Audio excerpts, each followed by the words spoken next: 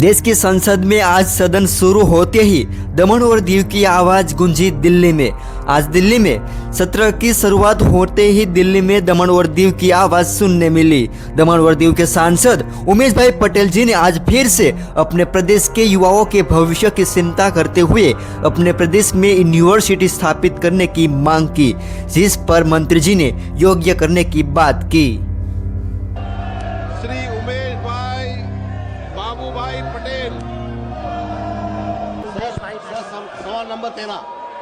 माननीय मंत्री जी, गया है।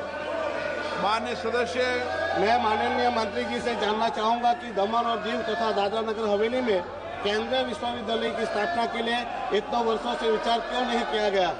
वर्तमान में दमन और दीव में छात्रों को जो उच्च शिक्षा की डिग्रियां दी जाती है वो अन्य राज्यों में स्थित विश्वविद्यालय की एफिलिएशन में रखती है। मेरे निर्वाचन क्षेत्र के छात्रों को अपने प्रदेश की डिग्रियां प्राप्त करने के लिए कितने समय तक का इंतजार करना होगा। माननीय मंत्री जी क्या बता सकते हैं कि क्यों हमारे प्रदेश में केंद्रीय विश्वविद्यालय की स्थापना के लिए मंत्रालय के पास कोई प्रस्ताव विचाराधीन नहीं है। यह मैं यहाँ पर औपचारिक रूप से माननीय मंत्री जी से अनुरोध करता हूँ कि दमन और दीव में केंद्रीय विश्वविद्यालय स्थापित करने की प्रक्रिया तुरंत शुरू की जाए, जो गुजरात और महाराष्ट्र के आसपास जिलों से छात्रों को भी लाभ पहुँचाया जा सके।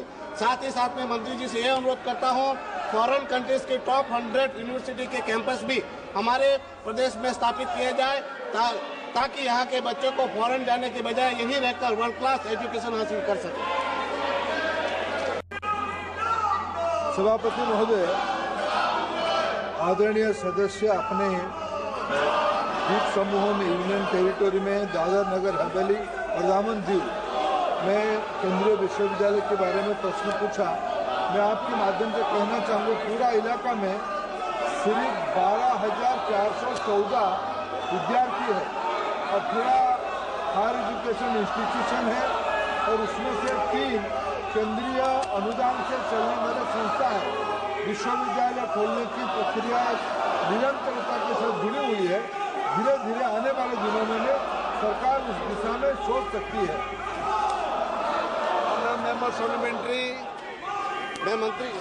मैं सरकार से कह रहा हूँ, हमारे प्रदेश में प्रशासन द्वारा यूनिवर्सिटी की स्थापना के कोई प्रपोजल नहीं है।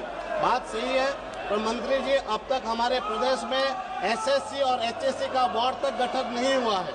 मैं माननीय मंत्री जी से कहना चाहता हूँ कि बिना सरकार की प्रतिबद्धता से, बिना यूनिवर्सिटी के गठन से हमारे बच्चों को उचित एजुकेशन कैसे प्राप्त होगा। क्या हमारे प्रदेश के बच्चों को भारत के अन्य राज्यों के बच्चों की तरह आधुनिक एवं अच्छी सुविधा के साथ शिक्षा लेने का अधिकार नहीं है। क्या बिना बेसिक शिक्षा इंफ्रास्ट्रक्चर के हमारे प्रदेश के बच्चे अन्य राज्यों के बच्चे के साथ हेल्थी कंपटीशन कर सकेंगे। तो मैं अनुरोध करता हूं कि हमारे प्रदेश में हमारी जनसंख्या को ध्यान में लेते हुए हमारे प्रदेश में एक केंद्रीय विश्वविद्यालय स्थापित किया जाए। धन्यवाद महोदय। स्पीकर साहब, मैं पिछले दिनों में दादर नगर हवेली और दमन दीव इलाका में दौरे में गया था। मैं आपके माध्यम से इस सदन को सूचित करना चाहूँगा। मैं वहाँ की स्कूली शिक्षा को देखा। इन दिनों में जो नए पॉलिटेक्निक, इंजीनियरिंग कॉलेज और मेडिकल कॉलेज हुए हैं, इनको देखा। वहाँ के प्रशासक आदरणीय प्रफुल्ल पटेल जी के नेतृत्व में वहाँ अच्छे मान की शिक्षा अनुष्ठान में भी बनना शुरू हो गया है। दादर नगर हवेली और दमन दीव की विद्यार्थियों को सर्वभारतीय स्तर पे हम शिक्षा देने के लिए कटिबद्ध है। वहाँ की यूनियन टेरिटोरी की नेतृत्व और भारत सरकार दोनों मिलकर, मैं तो उल्टा कहूँ, मैं आने के बाद देश के अनेक इलाके की शिक्षा प्रशासकों को दमन दीव वहाँ के शिक्षा देखने के लिए भेजा है। वह अच्छा शिक्षा प्रणाली चल रही है।